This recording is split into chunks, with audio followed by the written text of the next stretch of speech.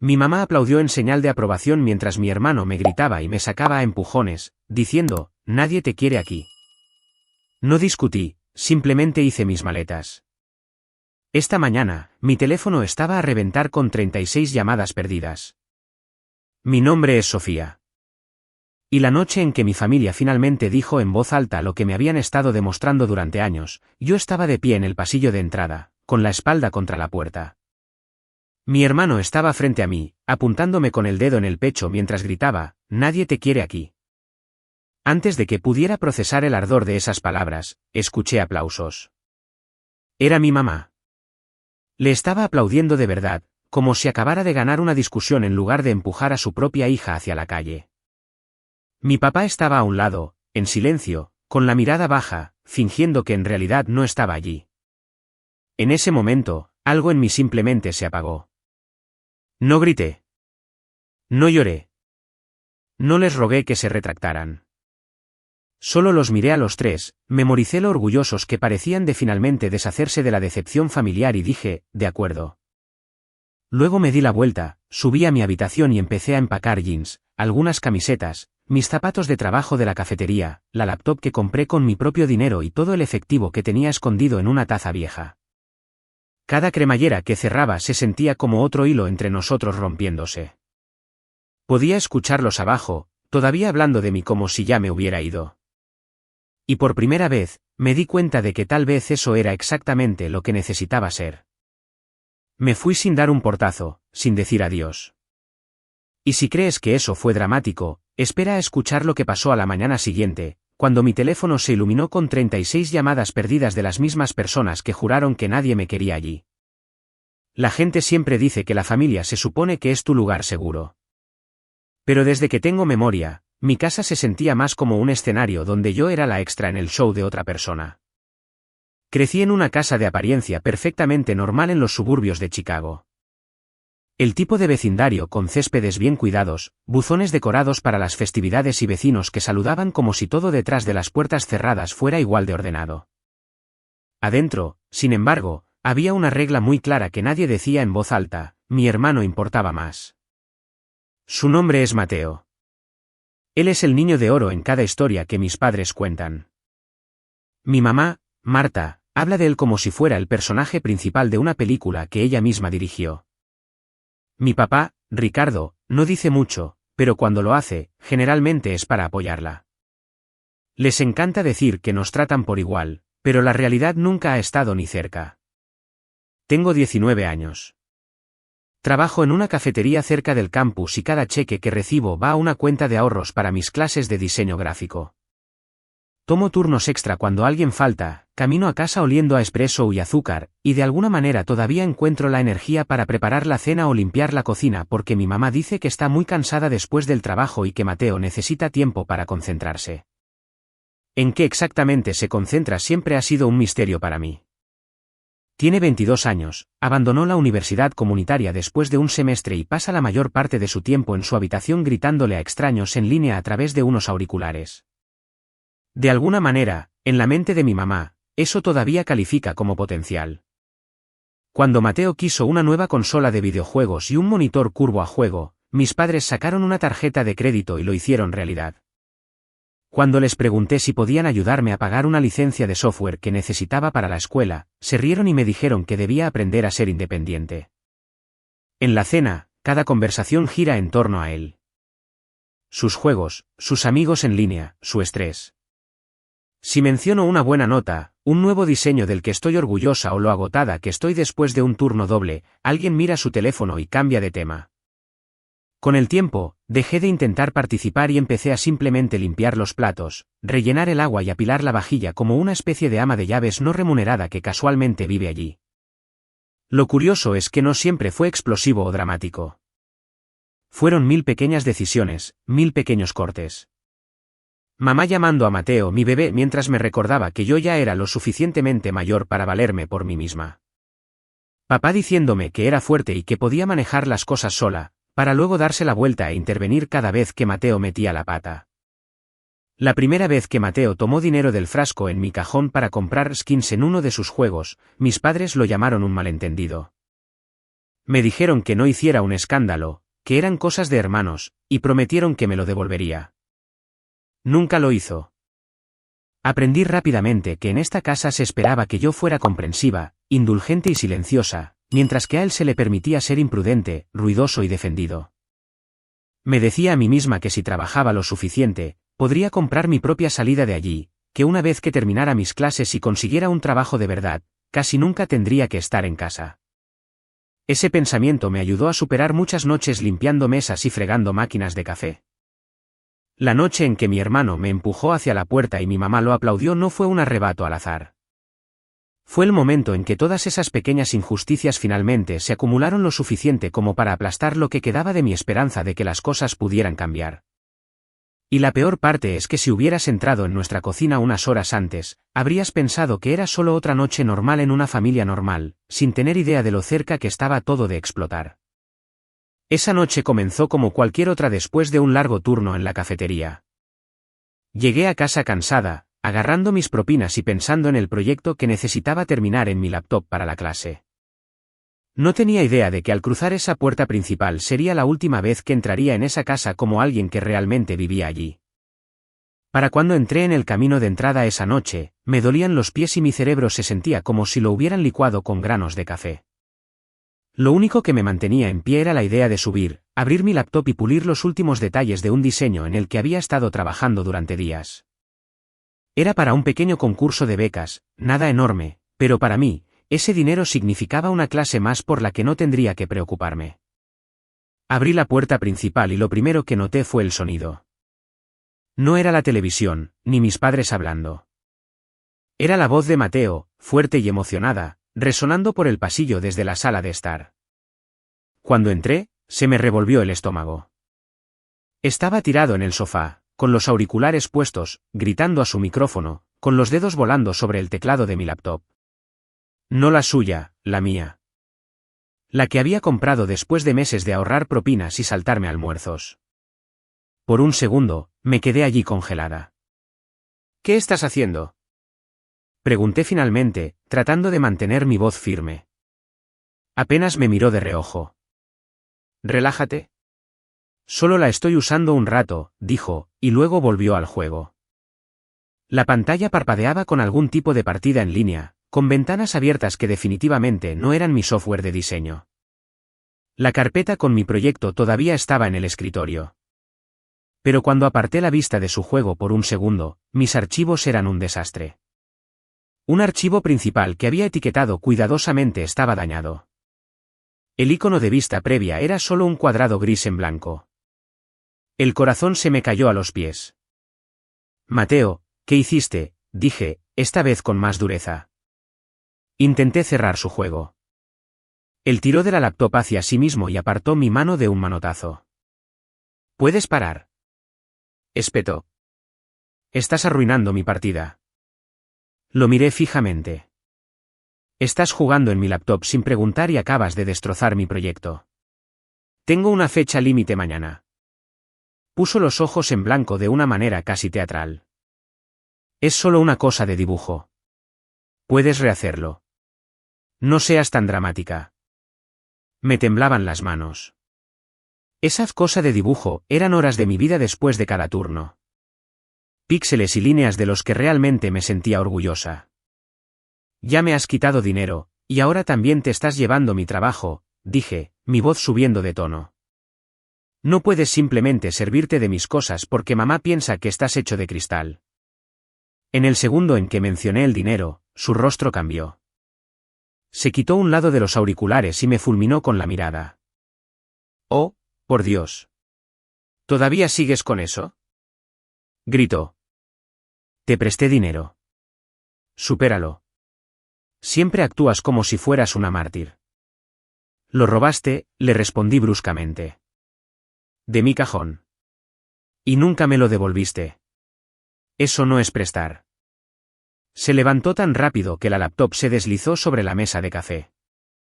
Se metió en mi espacio, con el pecho inflado y la voz cada vez más alta. A través de sus auriculares, podía oír a un tipo riéndose y preguntando qué pasaba. Solo estás celosa porque mamá y papá realmente me aprecian, se burló. ¿Crees que trabajar en una estúpida cafetería y dibujar caricaturas te hace mejor que yo? Creo que trabajar en algo me hace más responsable que tú, respondí. Todo lo que haces es gritarle a una pantalla y hundir más a la familia en deudas. Fue entonces cuando la puerta principal se abrió de nuevo. Mi mamá y mi papá entraron, con los brazos llenos de bolsas de supermercado, a mitad de una conversación.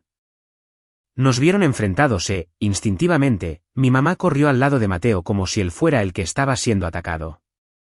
¿Qué está pasando aquí?, exigió, mirándome a mí. No a él. Mateo no perdió el tiempo. Está haciendo un drama por sus archivitos de arte y tratando de apagar mi juego, dijo, señalándome con el pulgar. Solo estaba tomando prestada la laptop.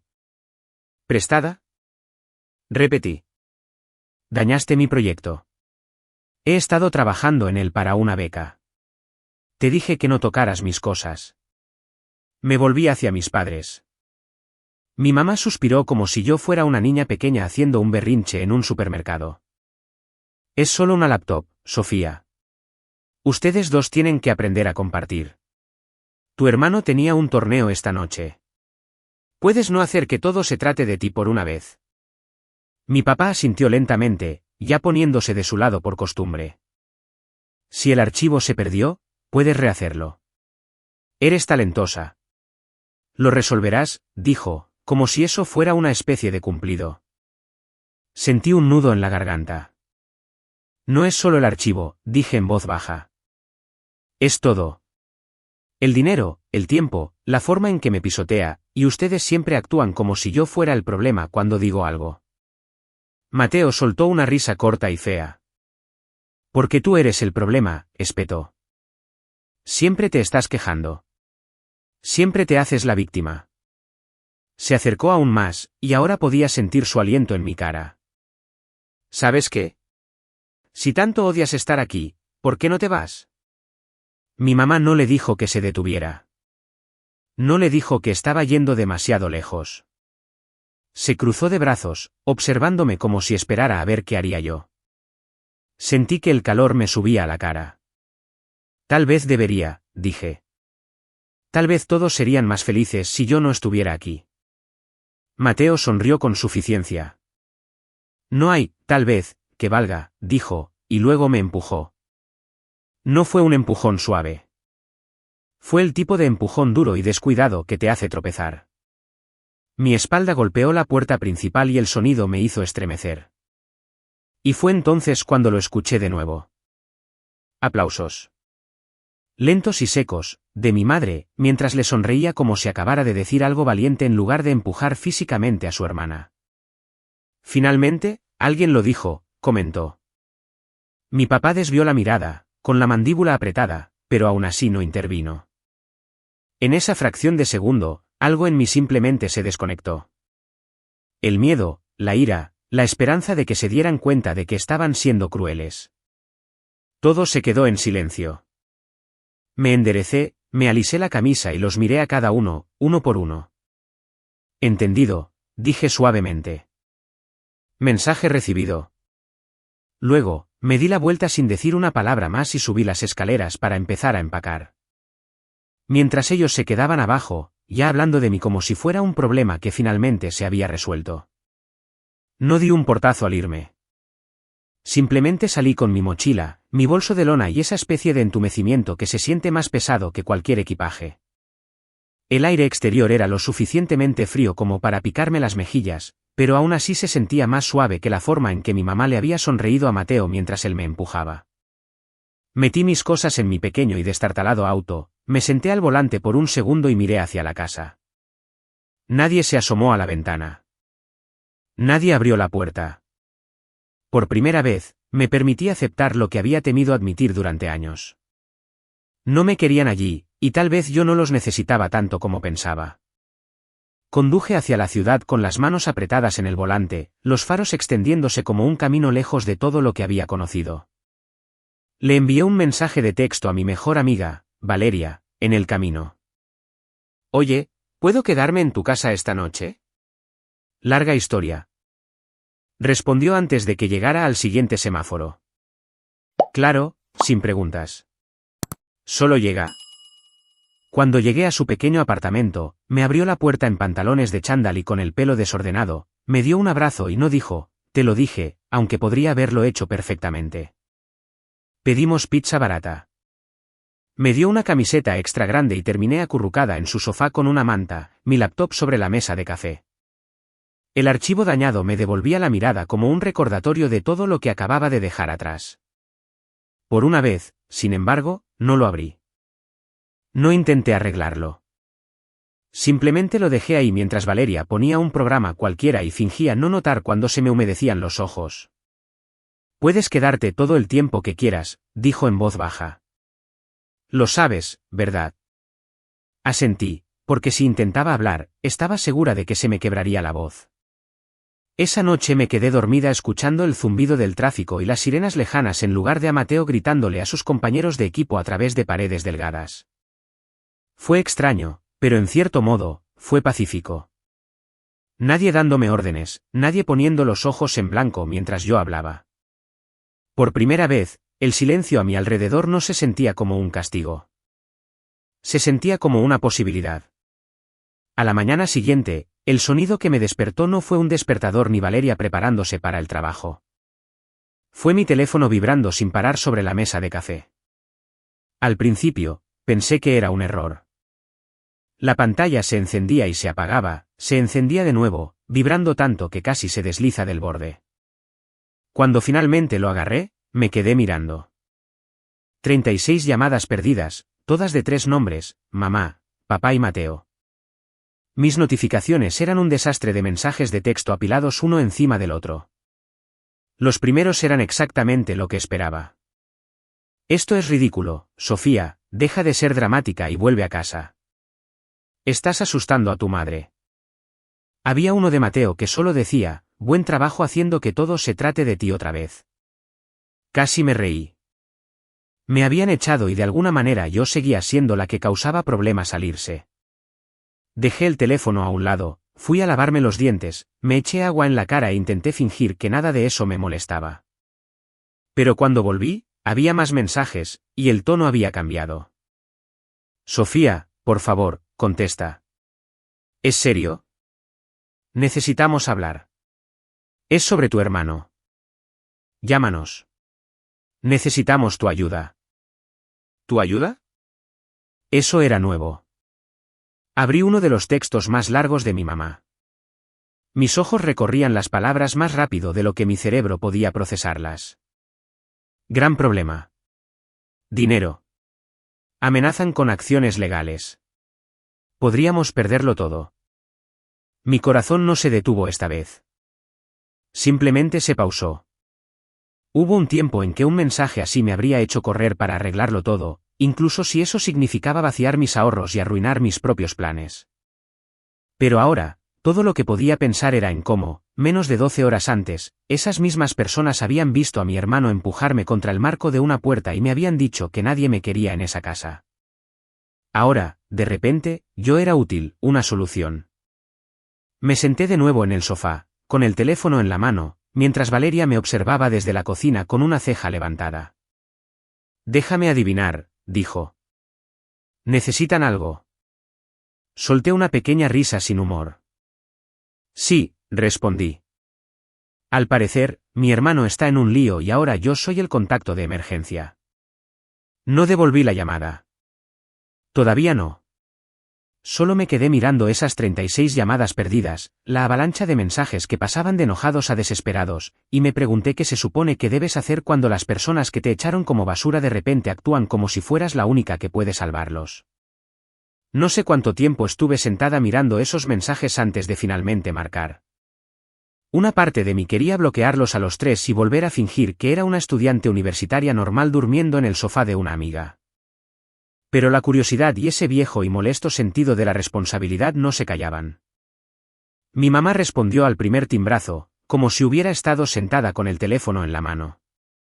¿Sofía? Oh, gracias a Dios, dijo, con la voz ya temblorosa. No hubo un ¿dónde estás?, ni un ¿estás bien? Solo estamos en problemas. Tienes que volver a casa. No le dije que ya no estaba segura de que ese fuera mi hogar. Solo pregunté qué había pasado.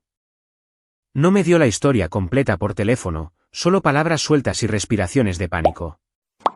Tu hermano, dinero, esos préstamos en línea. Están congelando cuentas. Hay papeles del banco. Solo ven aquí, por favor. Colgó antes de que pudiera decir sí o no. Miré mi pantalla por un segundo, luego tomé mis llaves. Valeria me observaba desde la puerta, con los brazos cruzados.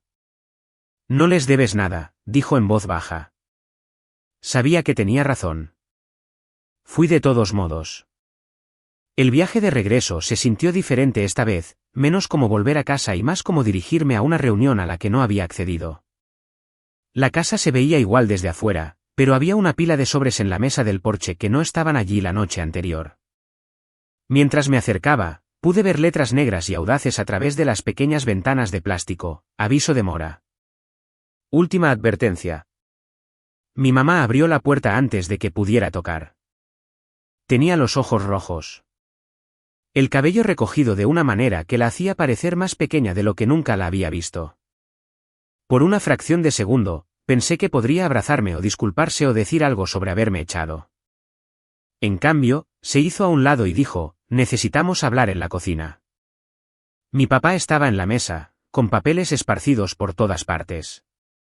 Mateo estaba sentado desplomado en una silla, con los brazos cruzados y los ojos pegados a su teléfono como si esto fuera, en el mejor de los casos, ligeramente inconveniente. Sobre la mesa había extractos de tarjetas de crédito, correos electrónicos impresos y un sobre que decía algo sobre ejecución hipotecaria en letras enormes e imposibles de ignorar. Se me revolvió el estómago. Entonces, dije, manteniendo mi voz lo más plana posible: ¿qué es todo esto? Mi papá se aclaró la garganta, ajustándose las gafas como siempre hace cuando está incómodo. Tu hermano tomó algunas malas decisiones, comenzó. Hemos estado tratando de manejarlo, pero se ha salido de control. Mi mamá lo interrumpió antes de que pudiera suavizarlo demasiado. Sacó algunos préstamos en línea para equipos, dijo, sus ojos moviéndose hacia Mateo. Algunos a su nombre, otros a nuestro nombre. Se suponía que era temporal. Pensó que podría devolverlos una vez que su streaming despegara. Casi me reí. Su streaming, repetí. ¿Te refieres a los juegos a los que les grita toda la noche con 3 espectadores? Mateo me fulminó con la mirada, pero no lo negó. Mi papá suspiró. Las tasas de interés eran más altas de lo que nos dimos cuenta, dijo. Intentamos consolidar, poner parte en la hipoteca de la casa, mover cosas, pero ahora las tarjetas de crédito están al máximo, los préstamos están en mora y el banco amenaza con iniciar la ejecución hipotecaria si no podemos hacer un pago único. ¿Cuánto?, pregunté. Mi mamá tragó saliva. $15,000, dijo. Para detener la acción legal y volver a un plan de pago. El número quedó suspendido en el aire entre nosotros. $15,000, más de lo que había visto en un solo lugar, pero también lo suficientemente cerca de lo que yo había ahorrado como para entender instantáneamente por qué mi teléfono había explotado esa mañana. Y me llamaron a mí, dije lentamente. Porque quieren que lo arregle. Mi mamá extendió las manos sobre la mesa, con las palmas abiertas. Tienes ahorros, Sofía, dijo. Has estado trabajando sin parar. Me dijiste que te iba bien. Si solo pagaras esto, podríamos conservar la casa. Te lo devolveríamos. Me reí entonces, un sonido corto y agudo que no parecía pertenecer a mí. ¿Me lo devolverían? Repetí. ¿Cómo Mateo me devolvió el dinero cuando tomó mi efectivo para sus juegos? ¿Cómo me protegieron anoche cuando me empujó contra una puerta y ustedes aplaudieron? Mi mamá se estremeció. Estábamos todos alterados, dijo rápidamente. Se dijeron cosas, pero esto es más grande que eso. Este es nuestro hogar. Creciste aquí. No te importa si lo perdemos. Miré alrededor de la cocina. La misma mesa donde había hecho la tarea mientras Mateo se jactaba de superar algún nivel. Los mismos mostradores que había limpiado 1000 veces. El mismo suelo en el que había estado la noche anterior mientras mi familia dejaba claro que yo era desechable. Me importa, dije, pero no lo suficiente como para prenderme fuego para mantenerlos calientes. El rostro de mi papá se endureció. Eso es muy dramático, dijo. Te estamos pidiendo que ayudes a tu familia. Las familias se apoyan mutuamente. Lo miré a los ojos. ¿Esa regla se aplicaba anoche?, pregunté. Cuando tu hijo empujó a tu hija y tu esposa aplaudió, así es como se ve el apoyo familiar. Mateo finalmente estalló. ¿En serio todavía estás llorando por eso?, dijo. Estaba enojado. Estabas siendo una loca. Ni siquiera te empujé tan fuerte. ¿Y ahora vas a dejar que perdamos la casa por tus sentimientos heridos? Me volví hacia él. No, dije con calma. Ustedes van a perder la casa por tus decisiones, tus préstamos, tus mentiras y la decisión de tus padres de permitirte todo. La voz de mi mamá se volvió aguda y cortante. Estamos tratando de arreglarlo, dijo.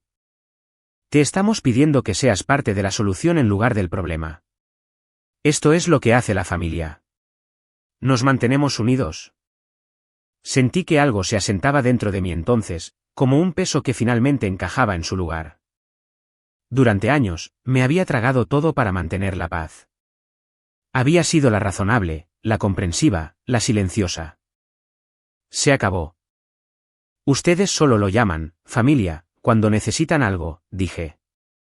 El resto del tiempo, soy la sirvienta y el saco de boxeo emocional.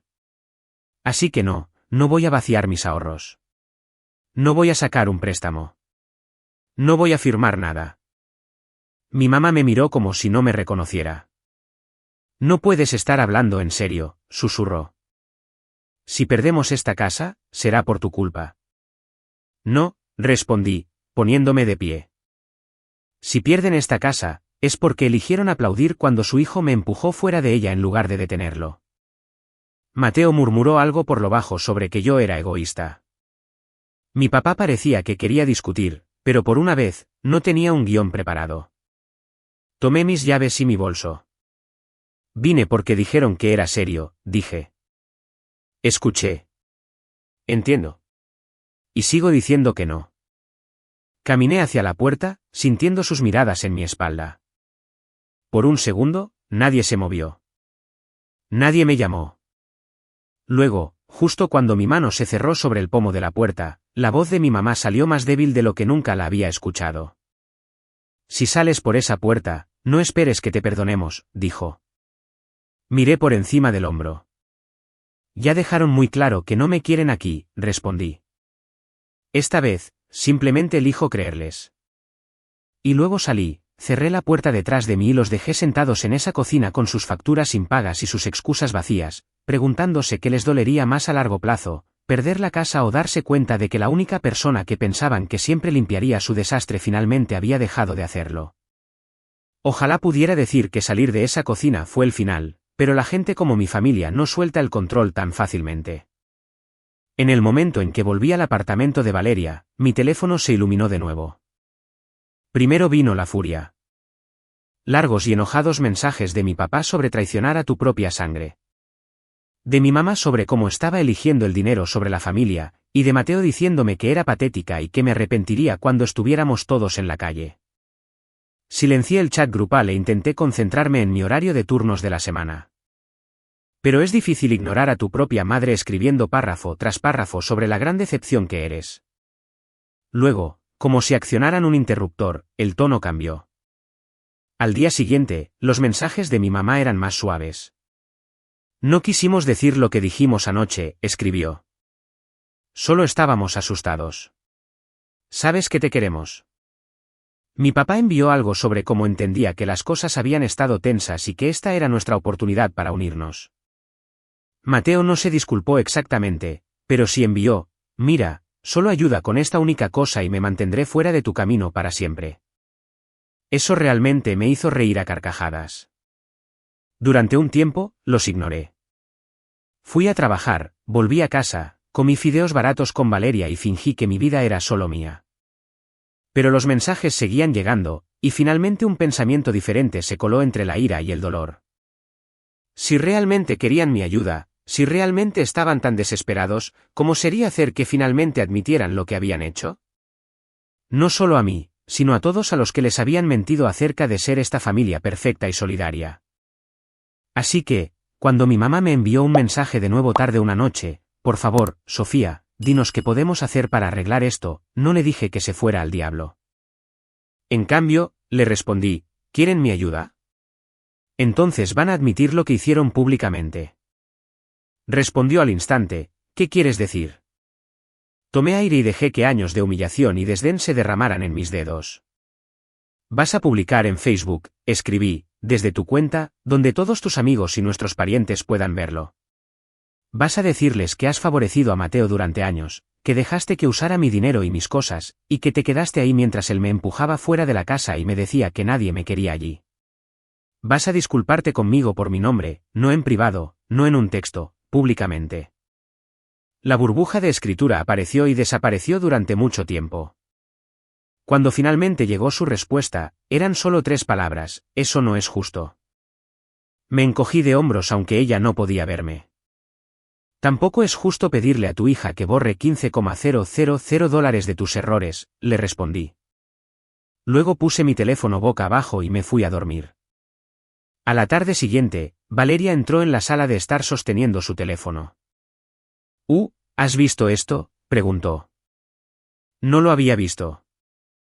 Me lo entregó. Era la página de Facebook de mi mamá. En el centro había una larga publicación ya llena de comentarios. Lo había hecho. No lo redactó exactamente como yo pedí. Suavizó donde pudo y enmarcó algunas cosas como malentendidos, pero todo estaba allí. El favoritismo, el dinero robado. La noche en que Mateo me empujó y ella aplaudió. La frase me equivoqué y lastimé a mi hija, Sofía estaba en medio de la publicación como un foco de luz. La gente estaba conmocionada. Algunos comentaron cosas como, no tenía idea o, eso debe haber sido muy doloroso para ella. Unos pocos intentaron defender a mis padres, pero otros claramente no lo estaban dejando pasar. Miembros de la familia comenzaron a etiquetarme, preguntando si estaba bien. Mensajes de primos con los que apenas hablaba aparecieron en mi bandeja de entrada, diciendo que me creían y que lo sentían. Mi mamá me envió una captura de pantalla de su propia publicación, como prueba. Ahí está, escribió. Hicimos lo que pediste. Ahora, nos ayudarás a conservar la casa. Miré ese mensaje durante mucho tiempo. Pensé en la versión infantil de mí que habría hecho cualquier cosa, pagado cualquier cosa, para finalmente ser elegida. Pensé en cómo se había sentido mi pecho hueco cuando ella aplaudió mientras su hijo me empujaba contra una puerta. Y luego pensé en la versión de mí que había dormido en el sofá de una amiga y aún así se sentía más en paz que en esa casa grande y bonita de los suburbios. Creo que lo sientes, le respondí. Y acepto tu disculpa, pero aún así no les daré mis ahorros. No voy a arreglar esto por ustedes. Hubo una larga pausa. Luego, el número de mi papá apareció en mi pantalla. Llamando. Dejé que sonara. Llegó otro mensaje de texto. Estás siendo cruel. Respondí con una frase que sentía más que cualquier cosa que les hubiera dicho. Enfrentar las consecuencias no es crueldad. Después de eso, las cosas se movieron más rápido de lo que incluso yo esperaba. Al banco no le importaban las publicaciones de Facebook ni el drama familiar. Los avisos se convirtieron en avisos finales. Y luego mis padres tuvieron una fecha de mudanza.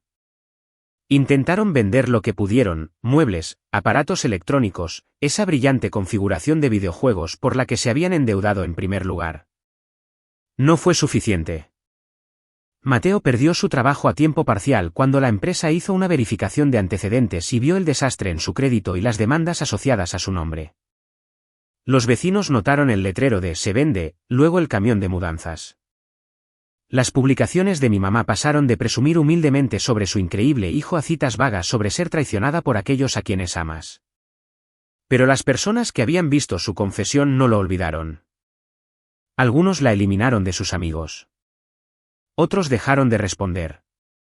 La imagen perfecta que había cultivado durante años se resquebrajó justo frente a ella. Y esta vez, no quedaba nadie para pegarla por ella. Lo vi todo desde la distancia, a través de capturas de pantalla y noticias de segunda mano. Con una extraña mezcla de satisfacción y tristeza retorciéndose en mi pecho. No había movido un dedo para arruinar sus vidas. Simplemente dejé de limpiar su desastre. Y de alguna manera eso fue suficiente para que todo lo que habían construido sobre mentiras y favoritismo se derrumbara bajo su propio peso. Si estuvieras en mi lugar, ¿habrías intervenido en el último minuto para salvarlos? ¿O los habrías dejado sentir finalmente lo que es vivir con las consecuencias de sus propias elecciones, como hice yo? 6 meses después, a veces me encuentro pensando en esa noche en el pasillo, y siento que estoy recordando una escena de la vida de otra persona, como una película que vi hace mucho tiempo. Mi mamá aplaudiendo mientras mi hermano me empujaba hacia la puerta solía repetirse en mi cabeza en un bucle, manteniéndome despierta por la noche. Ahora, la mayoría de las noches, me duermo en un pequeño apartamento de una habitación que es completamente mío, con mis propios muebles de segunda mano, mis propias tazas desparejadas y mi laptop en un escritorio que nadie toca más que yo. Todavía trabajo en la cafetería, pero solo a tiempo parcial ahora porque el resto de mi horario está lleno de trabajo de diseño freelance y una pasantía que conseguí en una pequeña agencia de marketing en el centro. La beca a la que intentaba postular esa noche. Rehice el proyecto desde cero en una laptop prestada en casa de Valeria y terminé ganando una subvención más pequeña de lo que esperaba, pero suficiente para demostrarme a mí misma que no necesitaba el permiso de nadie para seguir adelante. Mis padres y yo hablamos a veces, pero no es como solía ser. Mi mamá envía largos mensajes de texto sobre lo difíciles que han sido las cosas en su nuevo apartamento, como extraña la vieja casa, como desearía que pudiéramos volver a antes de que todo se desmoronara. Mi papá ha enviado algunos mensajes de disculpa incómodos, del tipo que asumen la responsabilidad en frases vagas y a medio terminar. Mateo no se ha disculpado. No realmente. Envió un breve mensaje de texto hace meses que decía, no debería haberte empujado, y luego lo complementó con, pero no tenías que dejar que se llevaran la casa. No respondí a esa parte. No estoy esperando una gran reunión con lágrimas ni un final perfecto de Hollywood. La verdad es que no necesito que entiendan completamente lo que hicieron. Solo necesito que sepan que ya no me pondré en la línea de fuego por ellos. La ira que llevé durante tanto tiempo se ha consumido en su mayor parte. Y lo que queda es algo más tranquilo. Una especie de claridad triste y una paz terca. No me siento culpable por no salvarlos.